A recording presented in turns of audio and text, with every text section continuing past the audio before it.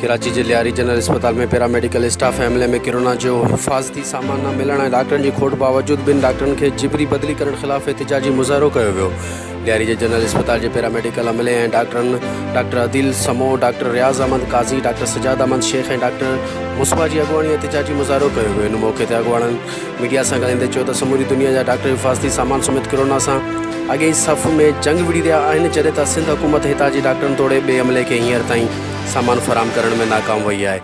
जंहिंजे नतीजे में केतिरा डॉक्टर तोड़े पैरामेडिकल अमलो कोरोना जो शिकार थी विया आहिनि। डॉक्टरनि जो चवणु हो त लियारी कराची के कोरोना मुतासिरीन इलाइक़े में सभिनी खां वधीक मुतासिर इलाइक़ो हुजण के बावजूद हिन अस्पताल में डॉक्टर तोड़े अमले की खोट पूरी करण बजाय हिन एमरजेंसी वारी सूरत हाल में बिन डॉक्टरनि जे प्रकाश ऐं डॉक्टर अदील के बदली करे बाक़ी अमले के मायूस किया वियो आहे। अगवाणनि वधीक ॻाल्हाईंदे चयो त अफ़सोस इन ॻाल्हि जो आहे त लियारी जनरल अस्पताल में ॾंदनि जे डॉक्टर अमीर मेमण माविया के फोकल पर्सन मुक़ररु किया वियो आहे। अफ़सोस सां चवणो थो पवे त करप्शन के इल्ज़ाम हेठि आयल शहीद बेनज़ीर मेडिकल कॉलेज के प्रिंसिपल प्रोफेसर अंजुम रहमान के 400 बेडन जो टास्क ॾिनो वियो आहे, जंहिंजो मिसाल पूरी दुनिया में नथो मिली सघे। अगवाणनि मीडिया के ॿुधाईंदे चयो त शहीद मुहतरमा बेनज़ीर भुट्टो कॉलेज जो जाली डिग्री से